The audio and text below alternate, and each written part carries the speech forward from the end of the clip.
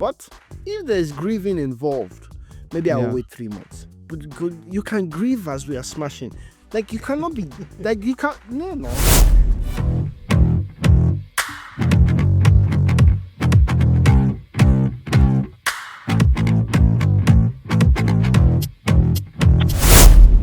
What's your favorite toxic trait that you secretly admire in yourself?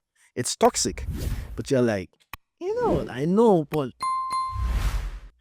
yeah, I like it. I would say that will be one main point, and I'll have a sub on that because they are sort of related. I would say my admired toxic trait would be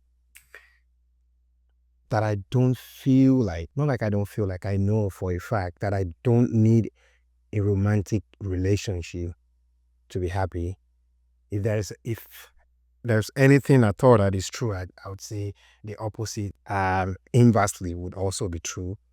That maybe when I'm then in a relationship, I'm like less, I don't know. And it's not something that I feel like, oh, I want to, I want it to go away or whatever. Or like, it's quite like toxic because I don't think being Only when you're in a single and relationship. alone. I think it's toxic when you're in a relationship, right? No. That I don't need to be in a relationship to be happy. So in a sense, I'm saying like I'm fine being alone for as long as I can, which in the real sense of things, right? You would argue that no one is really supposed to be alone like that, if that makes sense. You can have other types of relationship.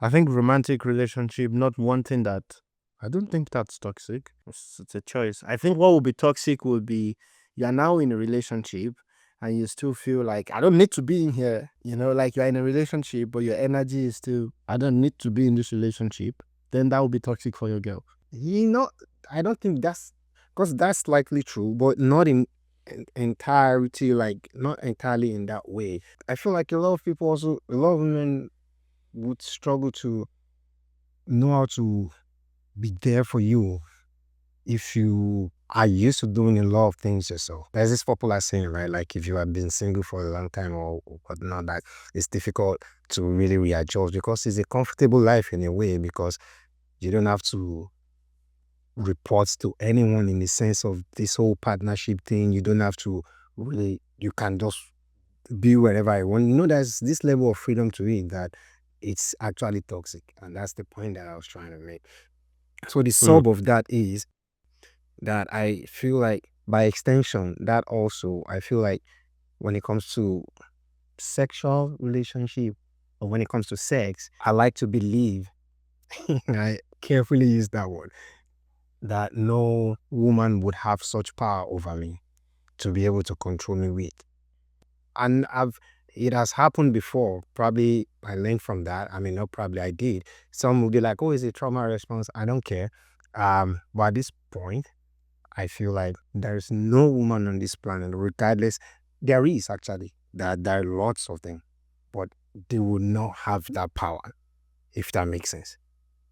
So it's like, oh, it's cool to have sex with you. It's cool to be in this, but if slightly 1% chance you turn that or use that against me, I'm out.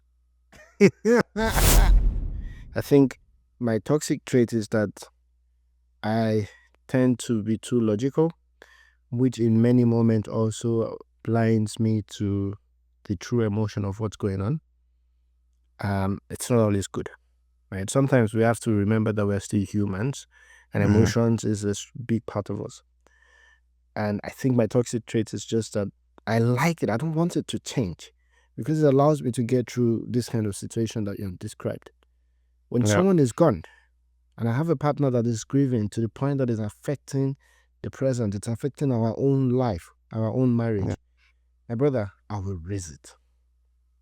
You will raise it, but the outcome will still not change. I will, and if the outcome is not changing, It's I not will still changing, see yeah. it as a breach.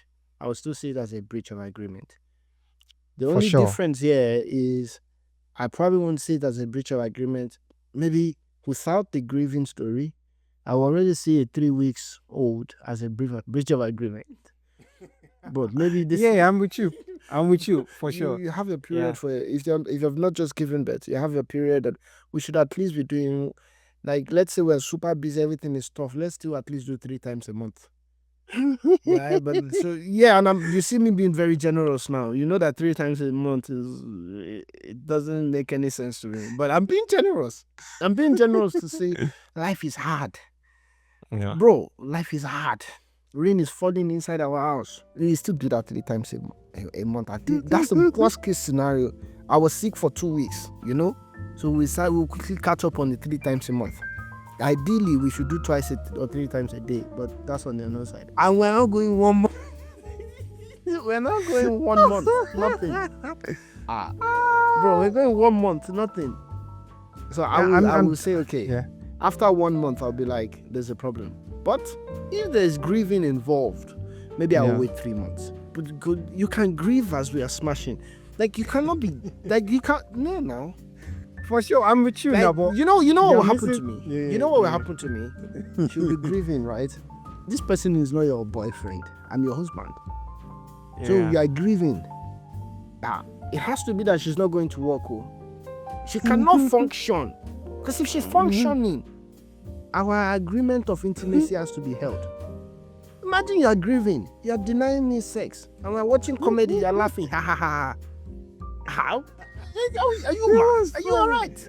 I know. Yeah, what's wrong here? That's exactly what I know it.